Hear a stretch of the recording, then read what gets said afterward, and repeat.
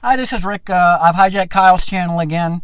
I want to talk a little bit about the incident that happened yesterday in Calabasas, California, where 9 people were tragically killed in a helicopter crash, 2 of whom happened to be Kobe Bryant and Kobe Bryant's teenage daughter. Full disclosure, I am not a basketball fan. I'm not a Kobe Bryant fan. I grew up watching basketball in the 80s with Larry Bird, Magic Johnson, Kareem Abdul-Jabbar. That's the area I grew up in. I stopped watching basketball in the late 90s, early 2000s, and it just held no interest for me. So, full disclosure, I'm not a Kobe Bryant fan. Nothing against Kobe. I'm just not a basketball or Kobe Bryant fan. So, I just want to talk a little bit about the details that I've learned so far regarding the helicopter crash and my thoughts on why people are reacting the way that they are to Kobe's death versus, the other 7 people on the helicopter who were not famous. So, from what I understand, yesterday in Calabasas, California, there was really bad fog in the area, and Kobe has his own private helicopter that he keeps in Orange County. My understanding is the helicopter it's a Sikorsky 76, which if you're not familiar with it, if you've seen like any of the Coast Guard rescue helicopters, it looks a lot like that. I mean, it's built for carrying, it can carry, obviously it can carry 9 people. So, it's big enough to carry that many people. Presumably, since Kobe had his own helicopter, again, these are all presumptions, I don't know this as fact, but he probably had the same pilot that he felt comfortable with and he worked with all the time and trusted. And again, if you're flying around Kobe Bryant as a pilot, you probably have a lot of flight hours under your belt, so presumably the helicopter pilot knew what he was doing. He was probably an instructor on the side, teaching other people how to fly helicopters, but again, I don't know that for a fact. So yesterday, there was heavy fog in the area, so much so that the LA County Sheriff's grounded their fleet of helicopters. And ultimately, when a pilot chooses to fly, the pilot in command makes the ultimate decision.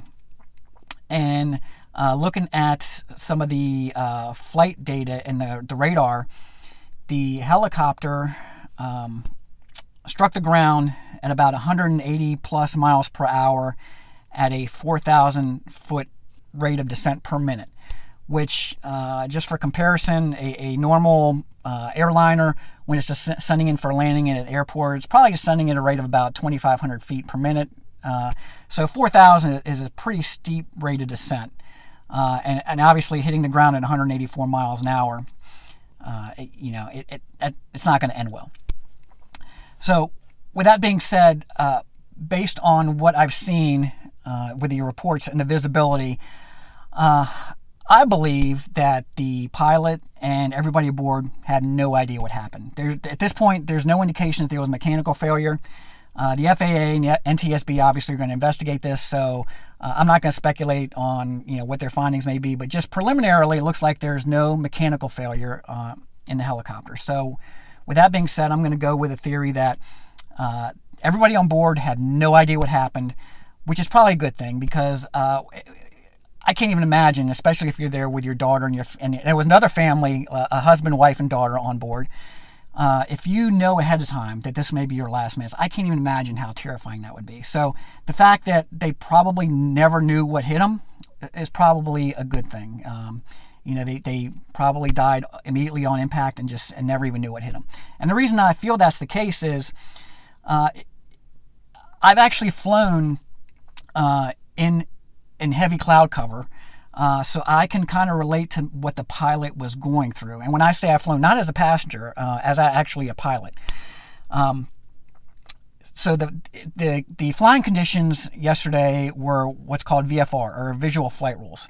And what that means is the FAA said that if the cloud level is below 1,000 feet and you can't see more than 3 miles, then you have to fly under what's called IFR, or instrument flight rules. And basically what that means is, the visibility is so bad that you have to rely on instruments to tell you your altitude because you can't see the ground. You can't see any reference point around your aircraft to get your orientation of where you are. And before I flew, I could never understand why, when I heard stories about people getting in cloud banks and becoming so disoriented and lost that they fly straight into the ground or they fly into a mountain.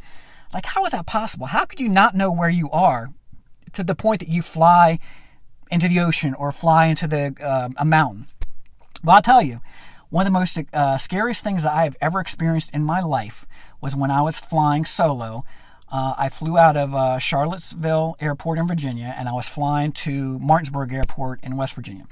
Now, I had looked on the map, and when I left Charlottesville, I knew there was a mountain range in the general direction of where I was going, and at the peak, the mountain range was 2,500 feet.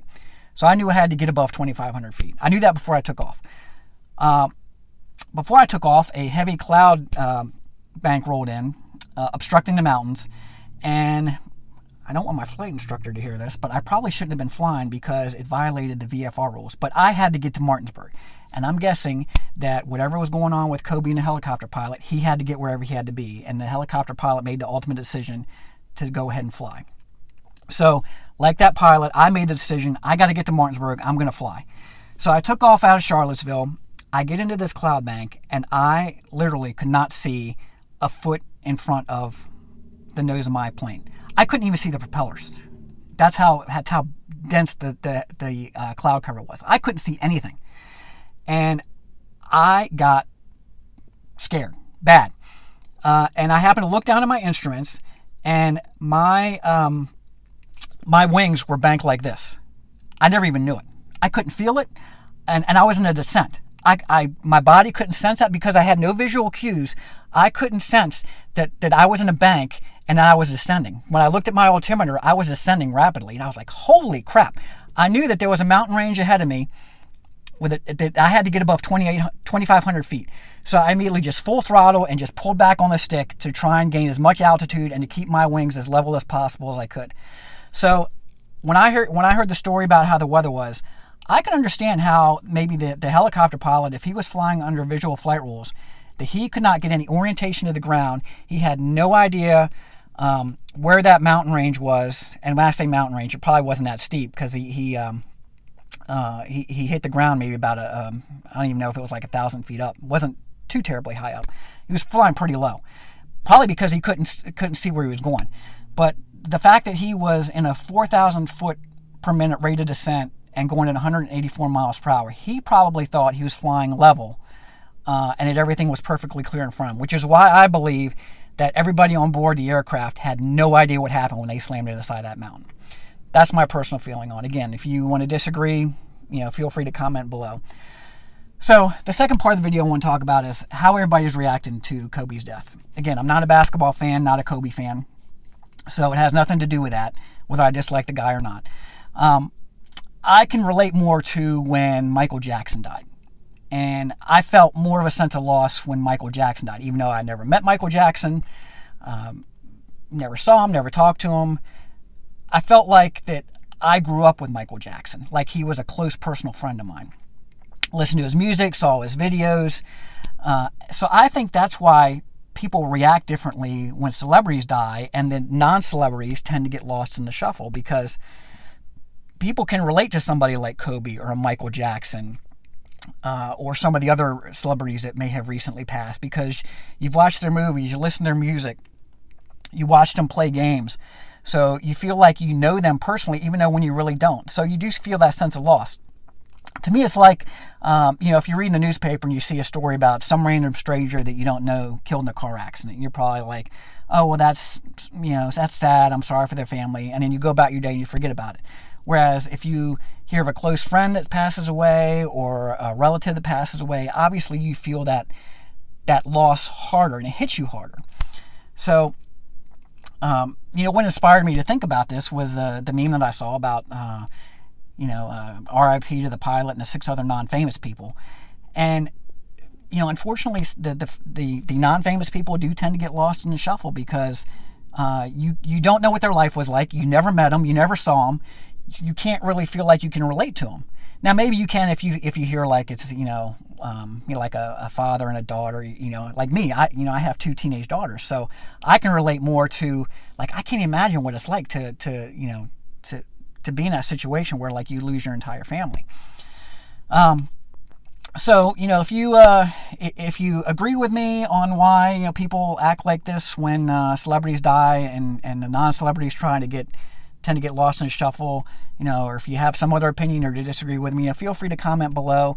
I just wanted to share my thoughts about it because it was something that I was thinking about. I was like, why do people always act differently when a celebrity dies? And you see all this stuff online and social media, and it's a 24-hour news cycle devoted to them.